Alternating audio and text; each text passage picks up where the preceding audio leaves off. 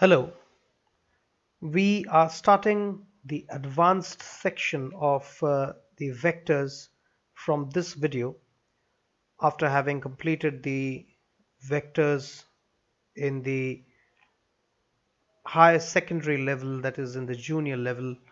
We are continuing with the advanced section of the vectors. To start off, we have the scalar product, the scalar triple product of vectors. Now, if we have three vectors, let us suppose A, B, and C, then their scalar products.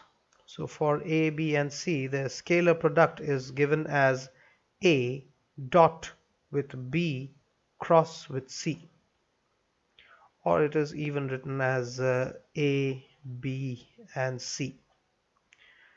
We usually prefer this. This is a shorthand notation, and we prefer this kind of notation, this kind of expression for calculating this. Now, if we look at it, then what we find is that we have the case of A and the cross product of B and C. We have A dot product of that with these cross product terms. Now we keep the A's, let's say we have A as A1 I hat plus B1 J hat plus C1 K hat, and all of that then dot product with the B1 I hat plus B2 J hat plus B3 K hat, and that is crossed with C1 I hat plus C2 J hat plus C3 K hat. The cross product will be doing that first. So the cross product on the right hand side is going to, this is not, this is A2, this is A3, this is B1, B2, B3, my bad, A2, and this is A3. Okay, so the cross product on the right hand side, that's going to give us I hat. And remember, if you remember the uh, trick that I had provided you, I being the unit vector for x, or the along the x-axis, we treat it as the first one and treat j as the second and k as the third. So what that gives us is that 1 followed by 2 and 3 minus 3 and 1, 3 and 2, taken in the opposite order. And then we have j hat. J is the second placed vector, or the second in, as I call it, the rank. So I followed by j, j is 2, so we have 3, and 3 comes here for b3, and c1, c3 followed by 1, then we interchange that 1 and 3. Then we have k, which is the third one, so third one followed by the first, then we have the second one, second, and the first one. So this is the ordering that was helpful in remembering. So we know that this is the I cap is going to get multiplied with I cap only. So what we get over here is A1 times of B2C3 minus B3C2. Again 1 2 3 1 2 3 3 1 3 1 2 and 2 3 1. That's the order that we'll be getting over here as well. So A2 B3C1 minus B1 C3 plus A3 and B1 C2 minus B2 C1. So with all of that, what we can get over here, this one was for 1, 2, and 3, and we know that for cross product what we do is we can write this in determinant form. That is, over here if I write it I hat, j hat, k hat, and then we wrote it as B1, B2, B3, and over here we had C1, C2, C3. So with that, what we can get over here, the same ordering gives us finally A1, A2, and A3 instead of that I hat, J hat, and K hat, because this is a scalar product. So we'll have just the numbers, not the unit vectors. A1, A2, A3, followed by B1, B2, B3, and then we have C1, C2, C3. So this is the determinant form of it, and this is what we are getting after doing the scalar triple product. Now we can have the geometrical interpretation to it. Now consecutive dot product would be meaningless, because if we do A dot with B dot C, now B dot C first place, it is not a vector, it is a scalar. So this dot product won't really be taken into account, because you dot product two vectors, not a scalar with a vector. So this now becomes a scalar quantity, and the scalar multiplied with the vector is again a vector. So that's going to result in a vector. That's not a scalar triple product. So the scalar triple product has to have one cross product in it. So keep that in mind. Now, as far as the geometrical interpretation is concerned, we can consider the case of a parallelopiped. So this is what we call a parallelopiped.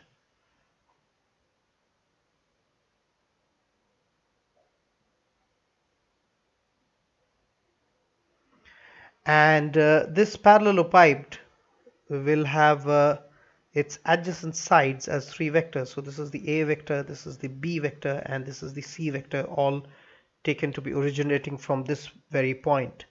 Let's take that point as O. So co-initiating vectors A, B, and C, forming the three arms of the parallelopiped. The area, not the area, but the volume of this parallelopiped is going to be the scalar triple product in this case. That is A times of A dot product with the result of B cross C. Now B cross C, as you know, is a parallelogram.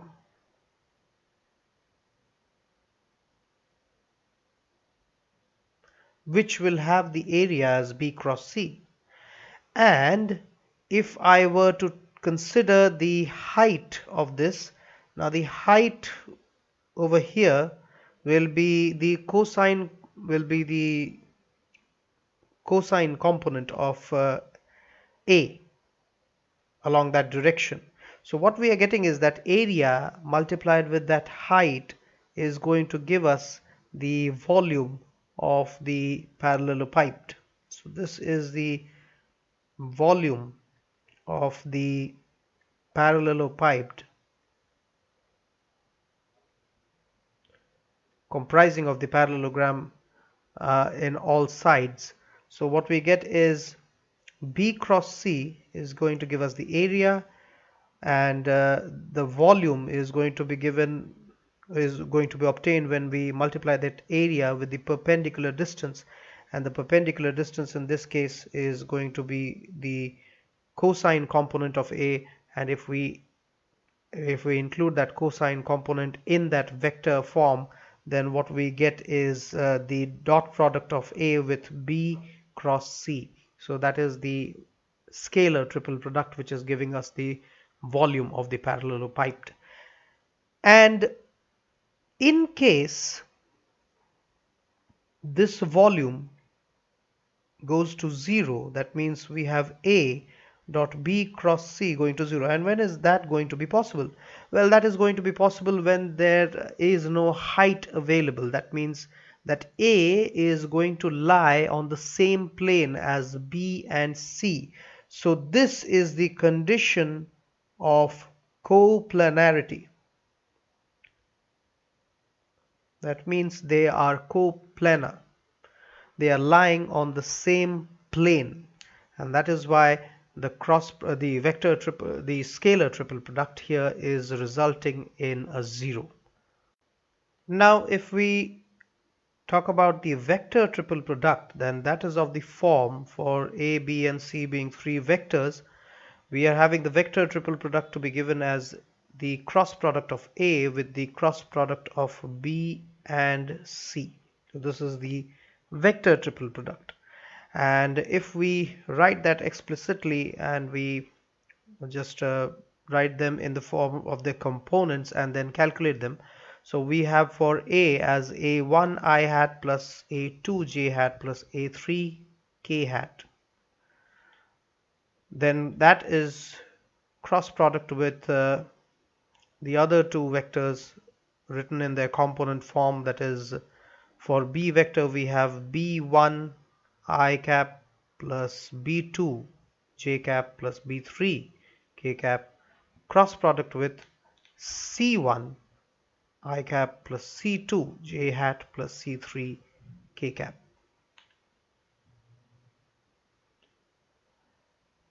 And then we do the multiplication or the cross product in this case. So we keep the A1, A2 and A3 as such uh, along with their unit vectors, and we first calculate the bracketed term, that is for B, and we have already done that previously, so it won't be an issue. 1 followed by 2 and 3 minus 3 and 2 plus 2 followed by 2 followed by 3 and 1 minus 1 and 3, if you know what I mean. And then we have 3 followed by 1 and 2, 2 and 1. I hope I'm right. Yes. So taking this, now we do the cross product with the A terms.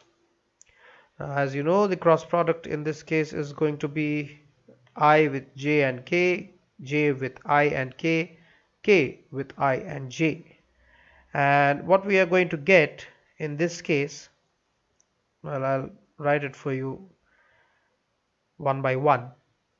So when we are doing the cross product of A1, A2, A3 with that, all of those terms, this, let me make things easier for you. This, I take it as supposedly as let's say M1, then I take this as M2, and then I take this as M3.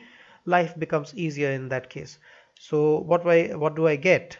Well, I get I hat, and I have that is 1. This is 2 and 3 minus 3 and 2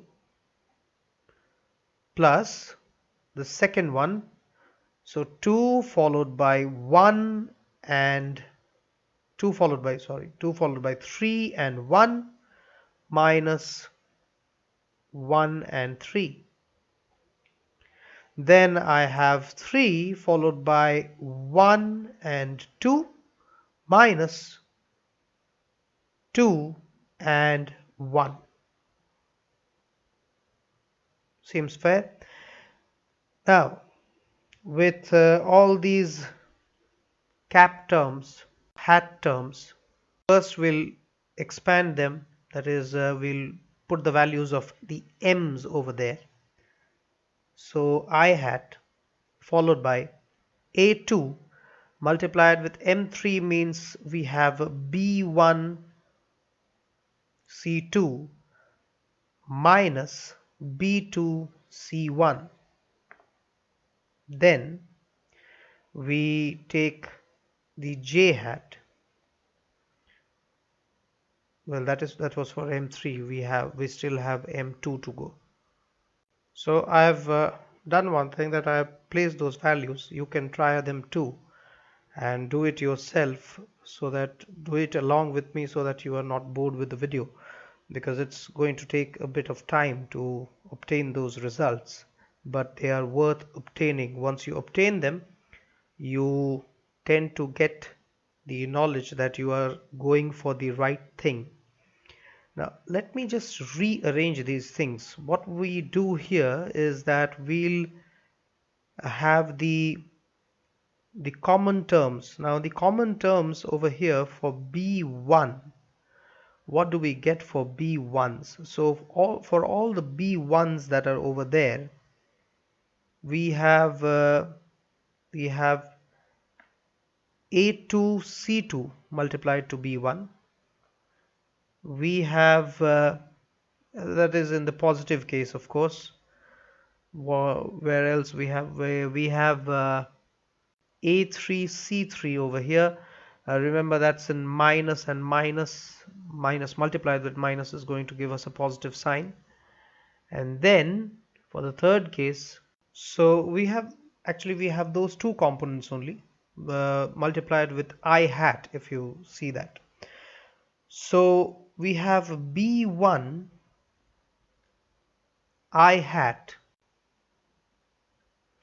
and that is multiplied to A1 C1, A2 C2, and A3 C3. Well, we have A2 C2 for now, and we also have A3 C3.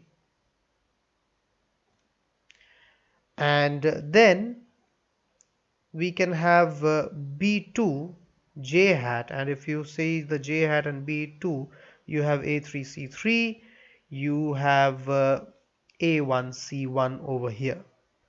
And then similarly for B3 K hat, you have A1 C1, A2 C2, all in positive.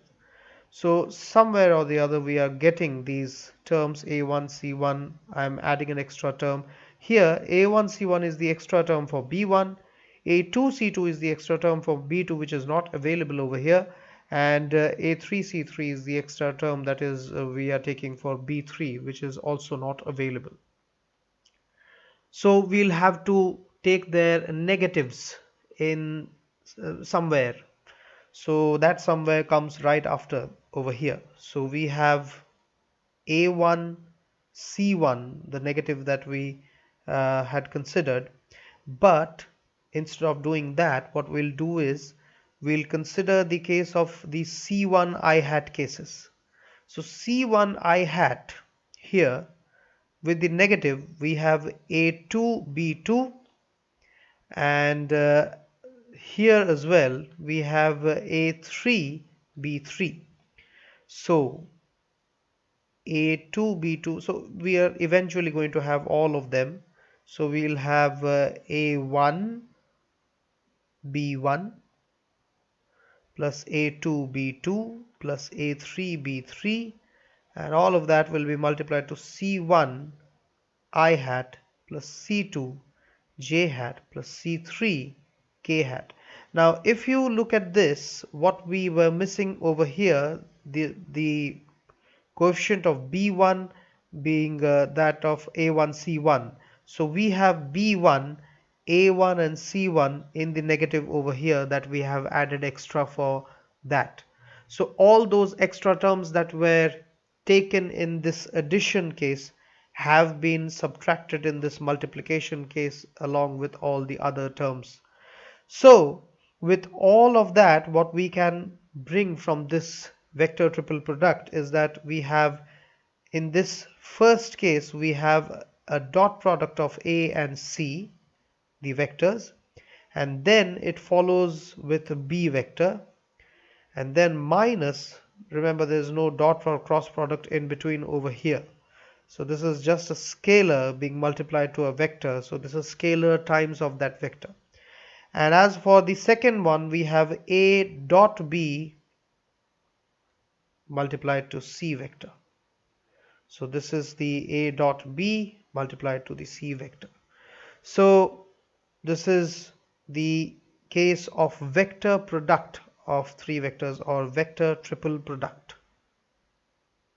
Then we move over to the, after the vector triple product, we move over to the scalar product of four vectors, which is of the form A cross B dot product with C cross D. So we have four vectors over here a, b, c, d, and we do the scalar product of them. Now, as for this, we can take this vector supposedly as we stick to the m vector notation. So this is going to give another vector because that's a cross product. So that is a cross b, and then we have that simply to be equal to dot. Now this is a scalar triple product, as you can see, and that is nothing but we can also write it as the dot and the cross in the scalar triple product can be interchanged. So dot and cross can be interchanged. So what we are getting over here is that a dot b cross r, not r, over here is m. We are sticking to that m notation. So this is going to be equal to, now with the scalar triple product that we know of, what we are going to do over here is that we'll have a vector triple product within that. So this is a dot b cross, this is, remember, c cross d, that is the m vector that we had taken. So now what we get from here is that, as we have obtained over here, so that was the cross the scalar the vector triple product of a, b, c. Now we have, instead of a we have b, instead of b we have c, instead of c we have d. So this is going to be c vector, and instead of a we have b vector over here, dot the third vector, that is the d vector over here. So b dot d times of c minus the first vector here being equal to b, so this is b, then the second vector here is c, so b dot c with d. And if we do the dot product of a with all of that, then we have simply a dot with c, because that's the only vector that is there, and b and d, they remain as such, the dot product, and then a will be dot product with d, and b and c dot product together. So we are finally obtaining a scalar quantity. This that we have obtained, this can be represented in a determinant form as a dot c, a dot d, and here we have b dot c and b dot d. So this minus this is what we have obtained over here. So this is a simple way to remember the determinant form, that is, and that's very much easy and effective. And finally we have the vector product of four vectors. So we have a, b, c and d once again, and here we are doing the cross product of a with b and that of c with d. So now let's put this one as the m vector. So we have m cross c cross d. So this again is a vector triple product. So that's going to give me m dot d with c minus m dot c with d. And then we put those values for m, so that is a cross b dot d, and then we have the c outside, then finally minus a cross b dot c with d outside. And this will be equal to, as you know, this is the vector triple the scalar triple product, that is. So we'll have this as we can write this as a b d with c minus a b C, the shorthand notation for the scalar triple product that I had mentioned right at the very beginning. So this is the result of it. So what this essentially means is that this product, this will lie on the plane containing both C and D. That is the plane of C and D. Containing or of C and D. Now, if I were to do it the other way around, that is, I had substituted M for for A cross B. Now, if I wish to substitute another vector, let's say we have A cross B over here, and we have C cross D over here, and let's say we are substituting N for C cross D. So what that is going to give us is that we'll have A cross B cross N now, and we can simply have from that, what do we have? Well, we have this as N dot A times of B minus N dot B times of A. Well, because that's the N is going to come over to this side, and we have that is quite familiar, that what we are quite familiar with. So that's eventually going to give us this kind of an order. And if we put the values now for N, what we have over here is C cross D dot product with A finally multiplied to B, and then we have the negative over here, and that is C cross D dot product with B, and we have A outside. Now this is lying in the plane containing A and B, or the plane of A and B.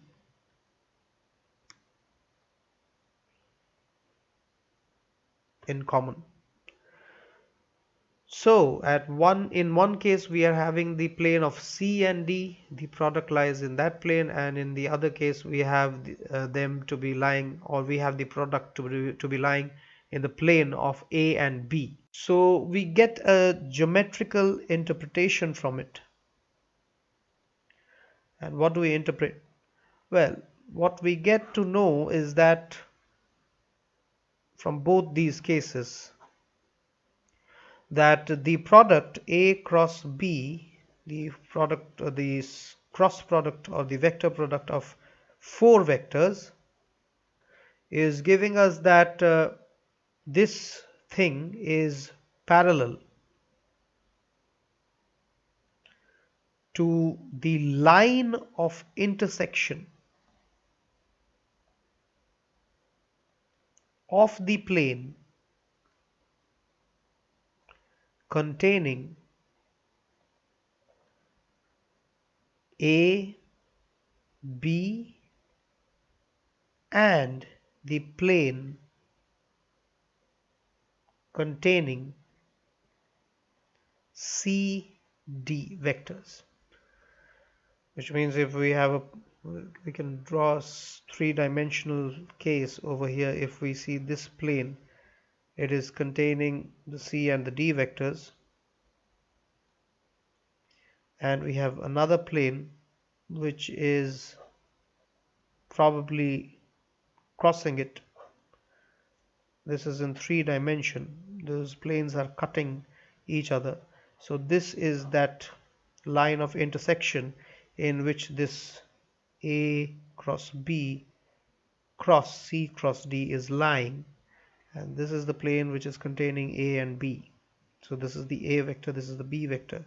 So from that plane and that plane that we see over here,